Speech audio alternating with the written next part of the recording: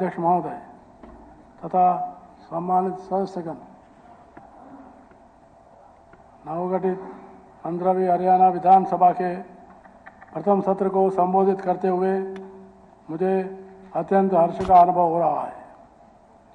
इस गरिमामय सदन के सदस्य बनने पर मैं आप सबको शुभकामनाएं देता हूं तथा आपका हार्दिक अभिनंदन करता हूं। प्रदेशवासियों ने संपन्न चुनाव प्रक्रिया में बढ़ चढ़कर भाग लिया और आप लोगों को बनाकर विधानसभा रूपी राज्य की इस पंचायत में भेजा है। मुझे विश्वास है कि विधायक के रूप में आप सभी अपने दायित्वों का निर्वहन पूरी निष्ठा और समर्पण भाव से करेंगे। इस 15वीं विधानसभा के 90 सदस्यों में 40 सदस्य ऐसे हैं जो पहली बार चुनकर आए। मैं उन सभी सदस्यों का विशेष स्वागत करता हूं। 14वीं विधानसभा में नवरत्न रूपी 9 महिला सदस्य चुनकर आई थी। मुझे बहुत खुशी है कि इस बार यह संख्या करीब 1.5 गुना बढ़कर 13 हो गई है।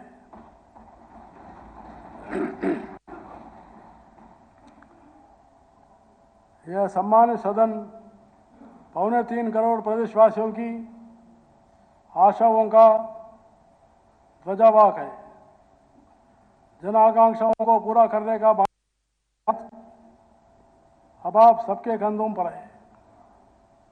प्रदेश में हुए निष्पक्ष और शांतिपूर्ण चुनावों के लिए राज्य के जागरूक मतदाता, भारत निर्वाचन आयोग और चुनाव प्रक्रिया से जुड़े सभी अधिकारी व कर्मचारी विशेष बधाई के पात्र हैं।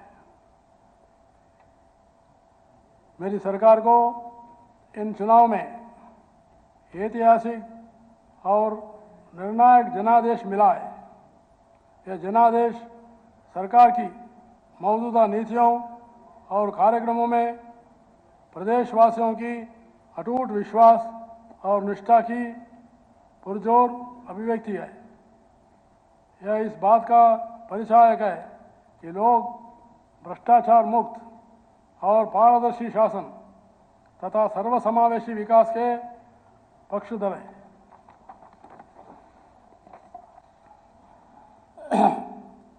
यह जनादेश इस बात का प्रमाण है कि प्रदेश के आम जन ने सरकार की नीतियों को पसंद किया है और उस पर अपनी सहमति और स्वीकृति की मोहर लगाई है। हमारे प्रदेश के इतिहास में पहली बार ऐसा हुआ है कि किसी सरकार पर लगातार तीसरी बार भरोसा है। वर्ष 2024 का यह चुनाव नीति, नियत, निष्ठा और निर्णयों पर विश्वास का चुनाव रहा है।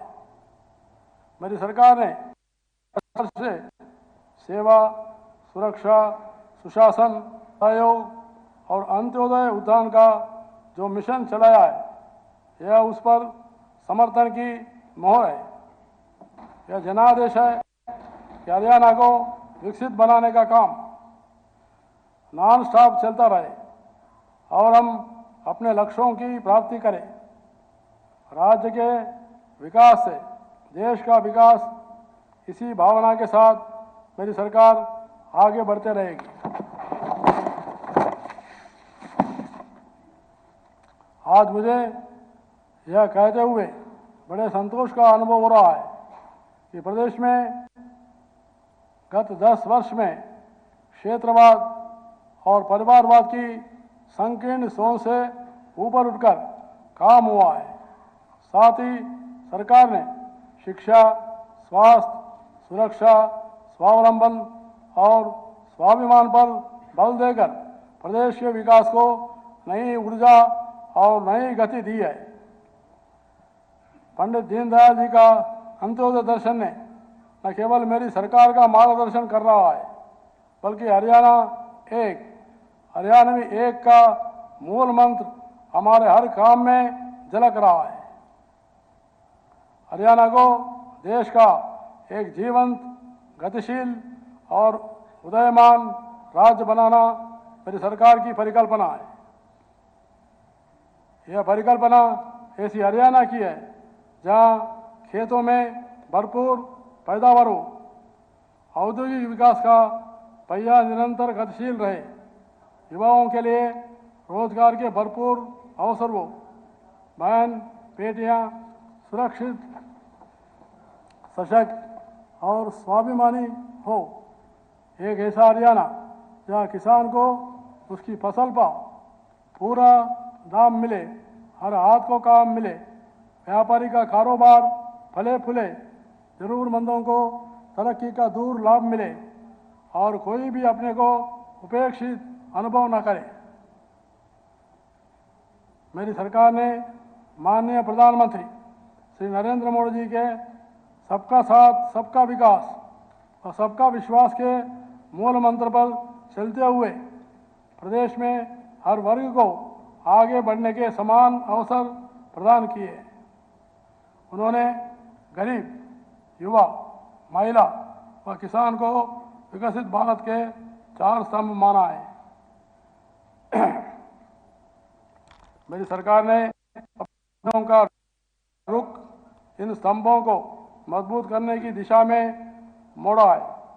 सरकार की कोशिश लोगों को उनके लिए बनी कार्य योजना का लाभ पहुंचाने की है और यही उनके उद्यान व कल्याण का मार्ग है।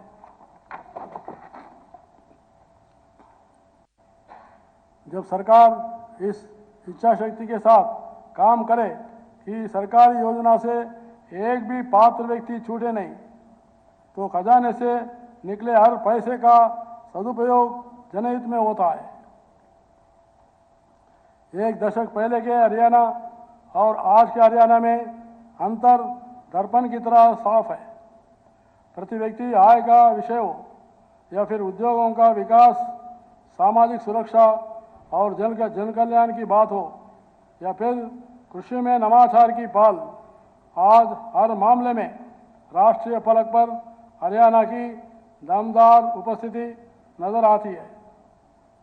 विज्ञान और प्रौद्योगिकी के मणिकांचन संयोग से आज हमारा कृषि प्रधान प्रदेश पूरे वेग से प्रगति पथ पर अग्रसर है।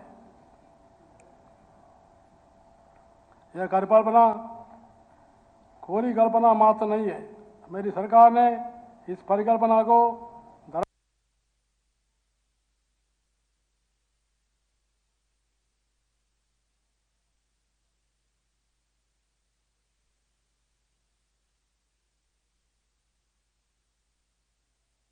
यह परिकल्पना कोरी कल्पना मात्र नहीं है। मेरी सरकार ने इस परिकल्पना को धरातल पर उतारने के लिए बाकायदा रणनीति बनाई हुई है।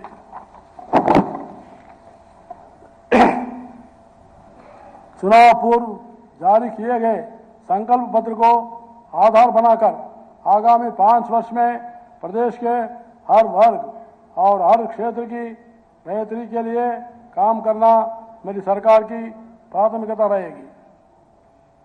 कृषि। माननीय सदस्यगण, हरियाणा कृषि प्रधान राज्य है, इसलिए किसान कल्याण मेरी सरकार की नीतियों के केंद्र में है।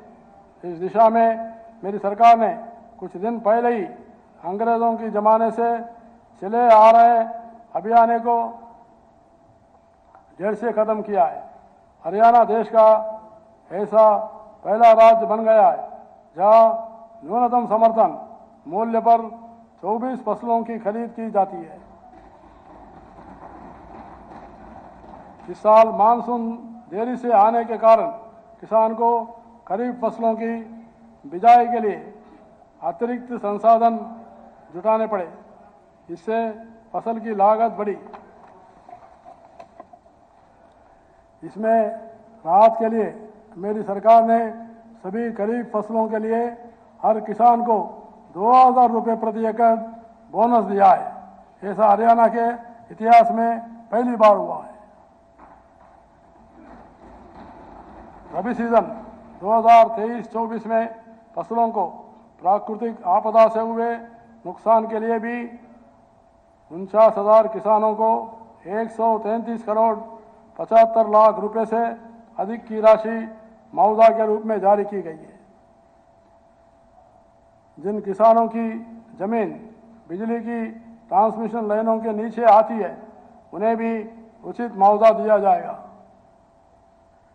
मेरी सरकार ने किसानों को सीधा लाभ पहुंचाने के लिए ई खरीद पोर्टल के माध्यम से 12 लाख किसानों को खातों में एमएसपी पर फसल खरीद की 1,24,000 करोड़ रुपए डाले।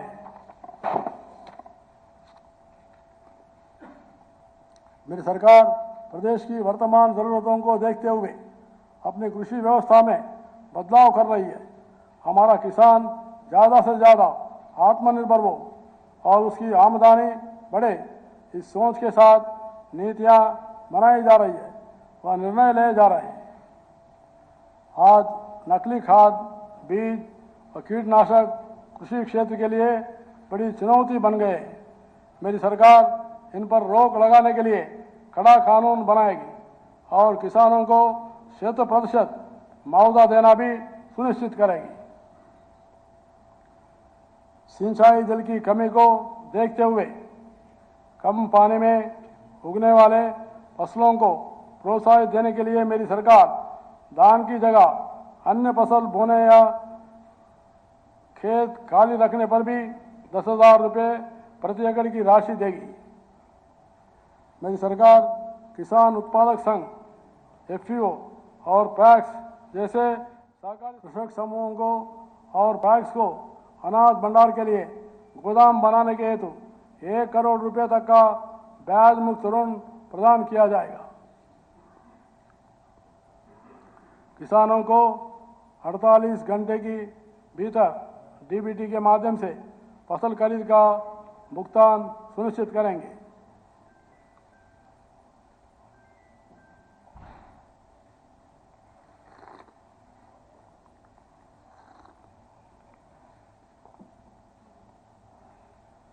जल संसाधन और सिंचाई। माननीय सदस्यगण, पानी की कमी आज विश्वव्यापी समस्या बन चुकी है। इसलिए मेरी सरकार पानी की एक एक बूंद का इष्टतम उपयोग करने तथा वितरण में होने वाली पानी की बर्बादी को रोकने के लिए प्रतिबद्ध है। इसके लिए नहरों के बुनियादी ढांचे में सुधार जारी रखा जाएगा। सूक्ष्म सिंचाई 19,716 तालाबों के जीर्णोद्धार, गंदे पानी के उपचार एवं प्रबंधन की नीतियां जारी रखी जाएगी। मेरी सरकार रावी ब्यास नदियों के पानी का अपना वाहिद भाग प्राप्त करने और सतलुज यमुना लिंक नहर को पूरा करवाने के लिए प्रतिबद्ध है तथा इस मामले में निरंतर ठोस पैरवी की जा रही है। महिला एवं बाल विकास। माननीय सदस्यगण, प्रदेश में आंगनवाड़ी कार्यकर्ताओं के मानदेय में 750 रुपये और सहायिकाओं को मानदेय में 400 रुपये मासिक की बढ़ोतरी की गई है। 10 वर्ष का अनुभव रखने वाली आंगनवाड़ी कार्यकर्ताओं को 14,750 रुपये, 10 वर्ष से कम अनुभव वाली आंगनवाड़ी कार्यकर्ताओं तथा मिनी आंगनवाड़ी कार्यकर्ताओं को 13,250 रुपये और सहायिका को 7,900 रुपये मानदेय दिया जा रहा है। माननीय प्रधानमंत्री श्री नरेंद्र मोदी जी के द्वारा वर्ष 2015 में पानीपत की ऐतिहासिक दरा से शुरू किए गए बेटी बचाओ बेटी पढ़ाओ अभियान ने प्रदेश में जागरूकता बढ़ाने में महत्वपूर्ण भूमिका निभाई है। इस अभियान के फलस्वरूप प्रदेश में लिंगानुपात वर्ष 2014 के 871 से सुधरकर 900 से अधिक हो गया है। महिला कर्मचारियों को घर के समीप ही काम करने की सुविधा देने के लिए ग्रुप सी व डी की महिला कर्मचारियों को उनके मनचाहे जिले में तैनात करने के लिए नीति लागू की जाएगी। रात्रि शिफ्ट में काम करने वाली सभी महिलाओं को सुरक्षित परिवहन सुविधा भी प्रदान की जाएगी। युवा कल्याण एवं रोजगार माननीय सदस्यगण, मेरी सरकार प्रदेश के हर युवा को बड़े सपने देखने और उन्हें साकार करने के लिए जरूरी माहौल बनाने का काम निरंतर कर रही है। बीते 10 वर्ष में ऐसी हर रुकावट को हटाया गया है जिसके कारण युवाओं को लटकना या भटकना पड़ता था। सरकार ने ग्रुप सी व डी की भर्तियों में इंटरव्यू को खत्म किया है। साथ ही योग्यता के आधार पर भर्ती अभियान चलाकर बिना पर्ची के 1,70,000 से अधिक युवाओं को सरकारी नौकरी देकर उनका मनोबल बढ़ाया है।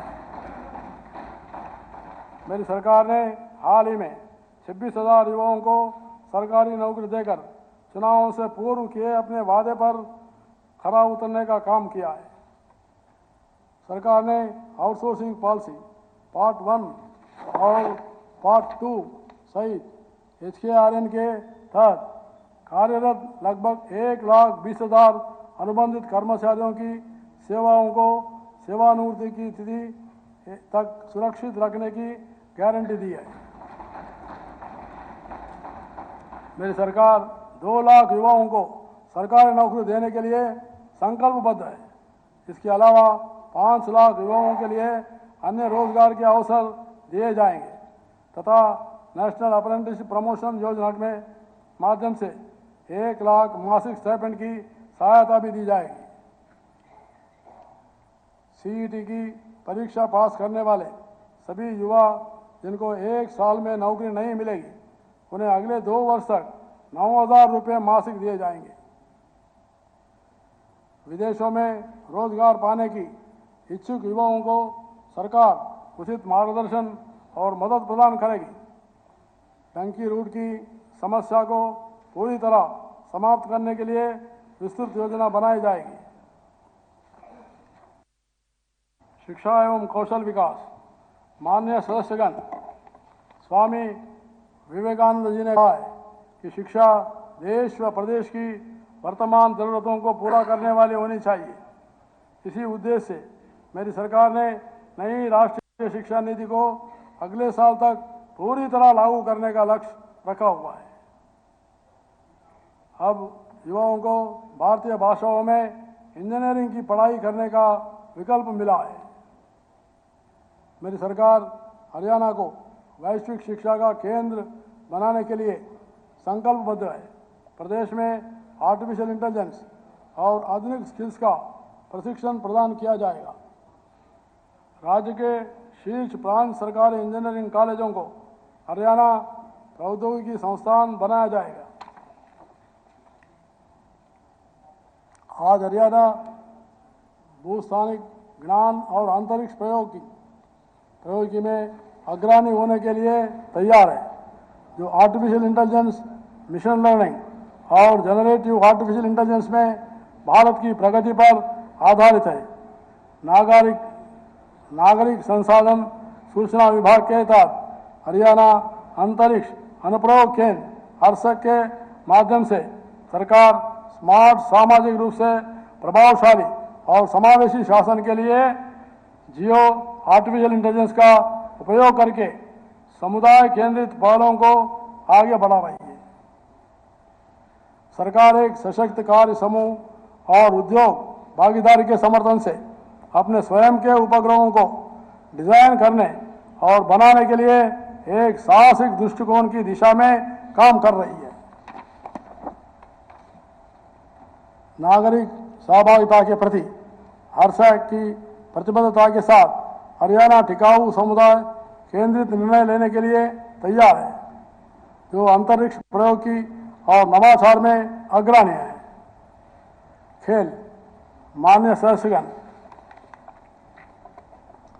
आज हमारे युवाओं को खेल में भी आगे बढ़ने के नए अवसर मिल रहे हैं। हमारे युवा खेल जगत में बड़ी उपलब्धियां प्राप्त कर देश प्रदेश का नाम रोशन कर रहे हैं। मेरी सरकार के प्रभावी प्रयासों का ही परिणाम है कि प्रदेश के युवा खिलाड़ी वैश्विक मंचों पर रिकॉर्ड संख्या में मेडल जीत रहे हैं। हमें गर्व है, कुछ ही दिन पहले पेरिस ओलंपिक में 2024 में देश को मिले कुल 6 पदकों में से 4 पदक हमारे खिलाड़ियों ने जीते हैं।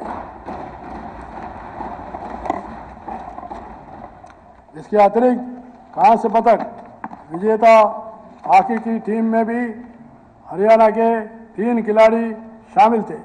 इसी प्रकार पैरालंपिक में देश को मिले 19 पदकों में से 8 हरियाणा के खिलाड़ियों ने जीता है। मैं अपनी व हरियाणा सरकार की तरफ से उन्हें शुभकामना एवं बधाई देता हूं। इन उपलब्धियों को और आगे ले जाने के लिए मेरी सरकार खेल इंफ्रास्ट्रक्चर को ग्राम स्तर तक ले जाने के लिए निरंतर काम कर रही है। हर जिले में अलग अलग ओलंपिक खेलों की नर्सरी बनाई जाएगी। हर ग्राम पंचायत को 25 लाख रुपए तक की खेल प्रोत्साहित राशि उपलब्ध करवाई जाएगी।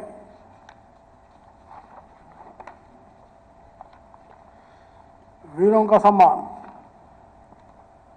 माननीय सदस्यगण, मेरी सरकार ने पिछले 10 वर्ष में वीर जवानों के प्रोत्साहन और कल्याण के लिए ठोस प्रयास किए हैं। सरकार ने गत जुलाई माह से स्वतंत्रता सेनानियों व उनकी विधवाओं की पेंशन बढ़ाकर 40,000 रुपये मासिक की है। युद्ध में शहीद सैनिक के परिवार के लिए अनुग्रह राशि बढ़ाकर 1 करोड़ रुपए की गई है। हाल ही की में आपातकाल सत्याग्रहियों की पेंशन 10,000 रुपये से बढ़ाकर 20,000 रुपये की गई है। हिंदी आंदोलन 1957 के मातृभाषा सत्याग्रहियों की पेंशन को बढ़ाकर 20,000 रुपये की गई है। मेरी सरकार हरियाणवी अग्निवीर को सरकारी नौकरी देने के लिए संकल्पबद्ध है। पूर्व सैनिकों को 5 साल तक की भुगतान अवधि के साथ 10 लाख रुपए तक का ब्याज मुक्त ऋण दिया जाएगा।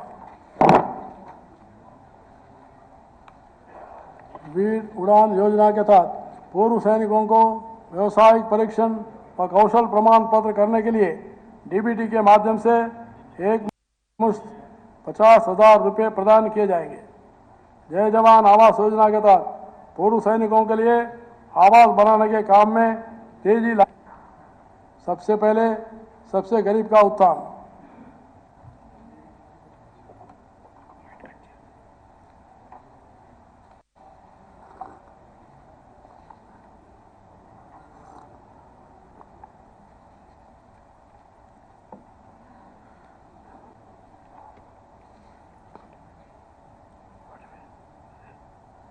सबसे पहले सबसे गरीब का उत्थान।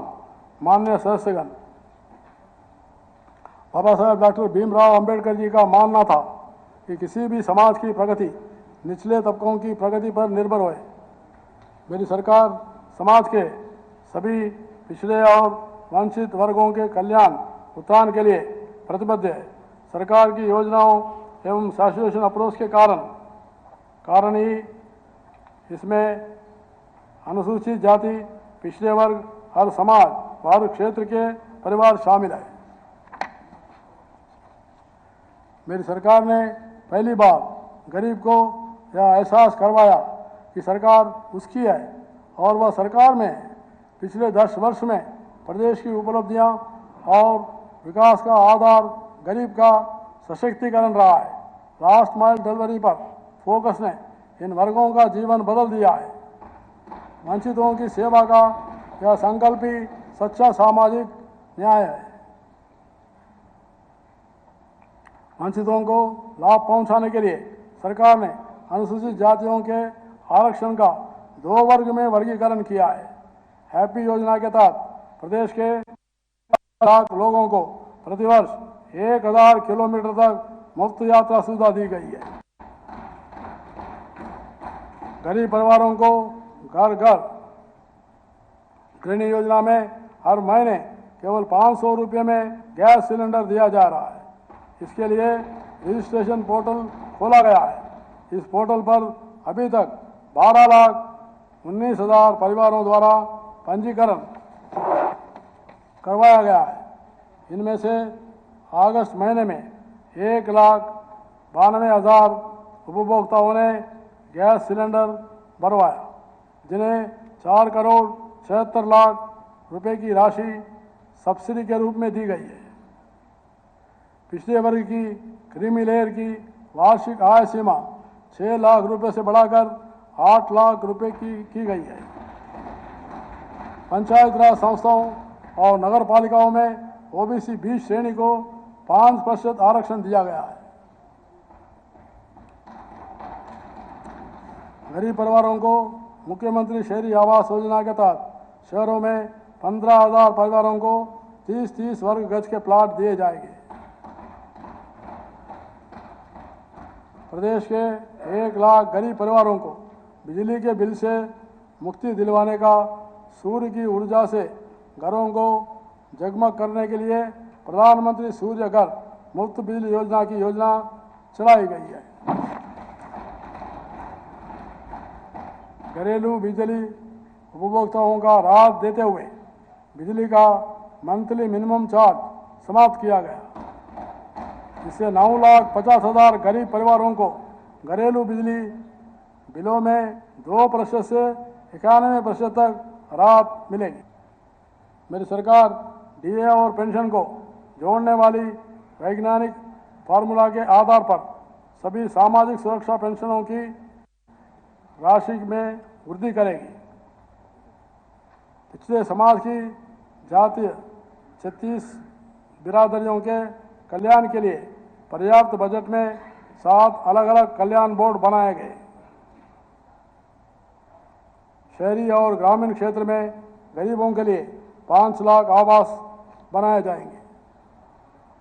देश के किसी भी सरकार की कॉलेज से इंजीनियरिंग की पढ़ाई करने वाले अनुसूचित जाति के हरियाणा के विद्यार्थी को पूर्ण छात्रवृत्ति दी जाएगी और पिछड़े वर्ग को अधिकतम 20,000 रुपये तक 10,000 रुपये ट्यूशन फीस और 10,000 रुपये डेवलपमेंट फीस छात्रवृत्ति दी जाएगी। स्वास्थ्य और आयुष माननीय सदस्यगण, किसी भी समाज की प्रगति उसके सदस्यों के स्वास्थ्य पर निर्भर करती है। इसलिए मेरी सरकार हर व्यक्ति को स्वास्थ्य सेवा उपलब्ध करवाने का काम कर रही है।